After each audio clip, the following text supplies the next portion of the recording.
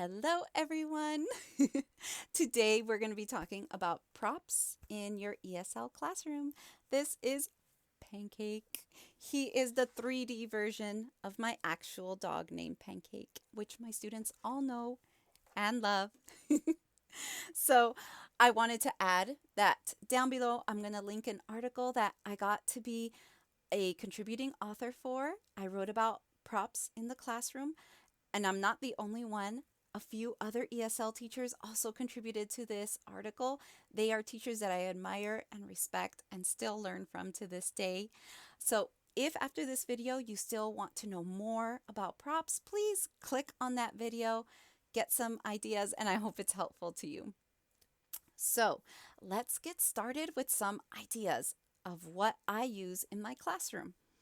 Number one, the best prop you always have with you, yourself.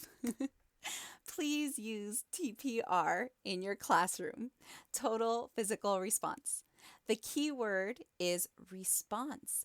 If you get your students engaged and doing it with you, it clicks between the physical and the spoken, and it helps them remember. I know I did this in college where I had to memorize vast quantities of information, and I remember in class while taking a test reminding myself with my hands the different things that I needed to remember. Works the same way with your students. If you teach them open, close, and they do it with you, open, close. In your next class, you ask them, what is open? I guarantee you are going to see them open. You will see them do it because it made a connection. Very, very strong tool that you have just with what you have. Okay, TPR, super important. Second one, well, you can see my little watermark here. Manicam. I cleared out 90% of my classroom and I downloaded Manicam. So I'm using the free version, which is why I have the watermark. It doesn't bother me. The free version does everything I need.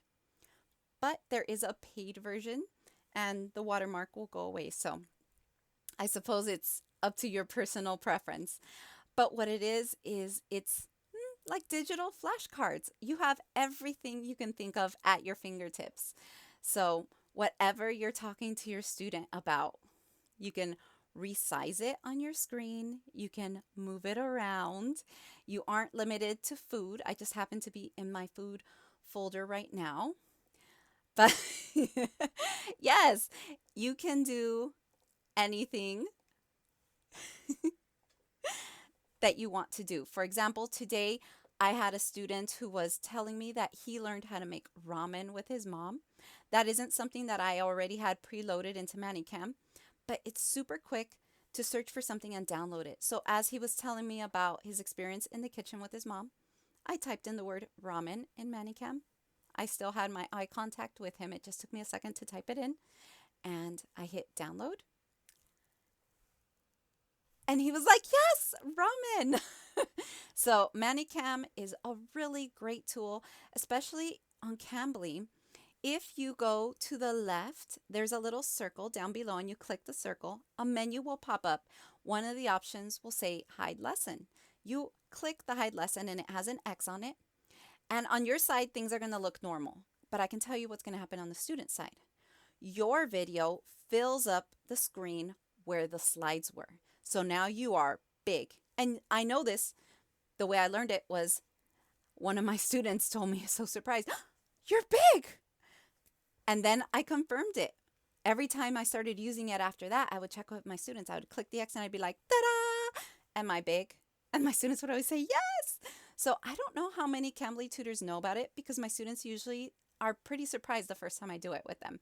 It's a great tool. You make yourself really big and then you can show them either through Manicam or your TPR what you want them to know.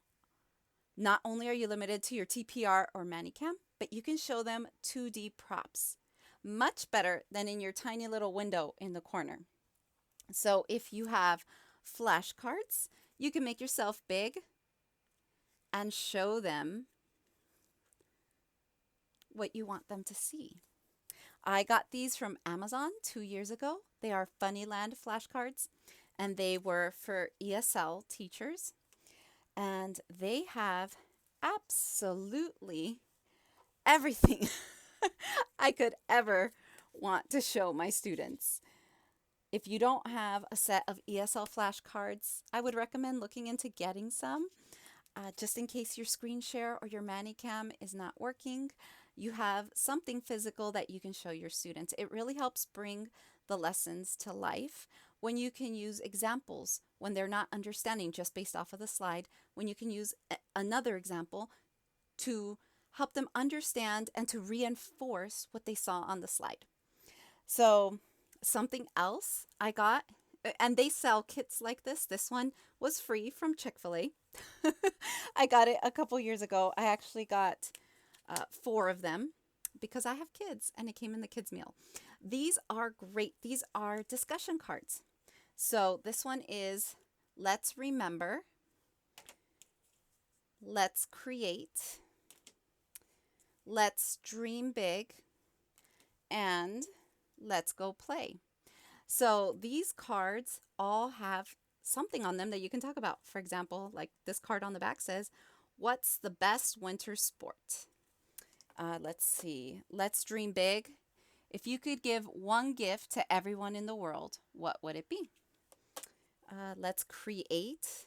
What's your favorite thing to make out of Play-Doh? And let's remember. What do you think you'll remember about today? So these are conversation starters. You can find some online as well. Just Google ESL conversation starters. Lists will come up. You don't have to buy anything. You can just print that list and have that paper next to you. Or you can just save it on your desktop so you can pull it up and you can read those questions to your students while you're in class. I also have, for 2D props, I have encouragement. I made this out of foam with a Sharpie. This was the very first prop I ever made when I got hired to teach online. Letting them know I'm asking a question. And so they're like, oh, okay, I have to think of an answer. She's expecting a reply. And to further reinforce that, if they're still just sitting there quietly, then they know, okay, she does want me to reply. You can also find 2D props to keep on hand. See, they don't take up much space, but that look really great on camera. And so I have about 5 that come up quite often in classes. And I just keep them, yeah, that's 2D. Pretty cool, right?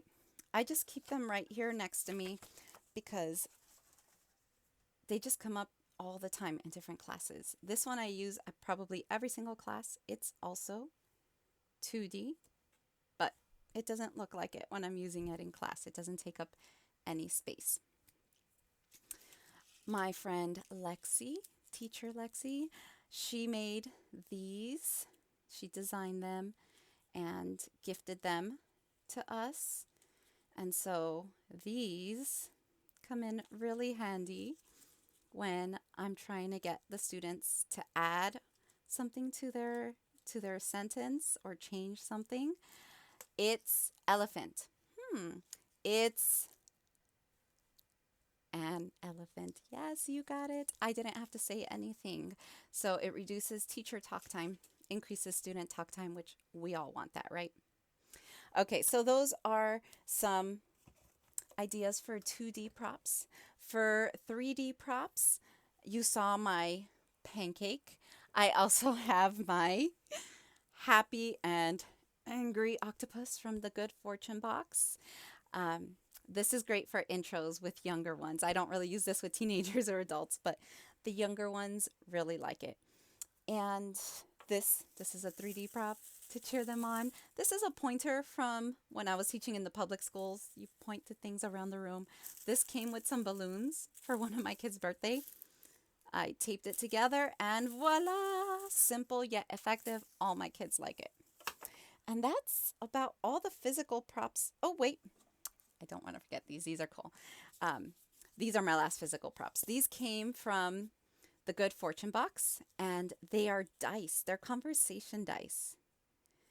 And so I can just toss this up in the air and get my students to give me more information about what they're talking about. And then just a good old fashioned die. You could play so many games in your ESL classroom with a regular die. Speaking of, I have a big die too. And this is just a piece of cardboard that I fashioned into a box. And then I printed out some different things and taped on there. And when we're practicing a word with the children, not with the adults, um, I'll have them practice it 3 times, 3 different ways. So if we're learning dog, dog. Okay, and then they'll follow. And then let's see, dog, dog, dog. And for the 3rd time, dog. And they just find it fun. It gives them a variety of ways to practice the same word. And then we'll jump back in and we'll try to use our word in a regular sentence. So the other thing that I wanted to share about is screen share. Cambly has a button up on top. It looks like a little rectangle with an arrow in it. That's your screen share button. You can screen share, and by screen share I mean the Cambly slides will go away, and in that big box, whatever you're screen sharing will show up. You can screen share YouTube videos. You can screen share ESL games, such as Bamboozle, Starfall, ABC Ya. You can screen share ebooks. You can screen share anything, PowerPoint, Google Slides, anything that you think would be relevant and would engage your student and would be helpful to them in what you're learning. So screen share is awesome. However, it's not smart to rely just on that, because if your student is on a device that doesn't allow screen share, even though you're screen sharing, they won't be able to see it. So you always want to have a backup, something else you can do in case that's the case with your student's device. I don't think it happens very often. For the most part, my students can see the screen share, but I know there are some students out there who can't. So you don't want to rely just on that. You always want to have a plan B just in case. And then lastly, there is a whiteboard inside of Cambly.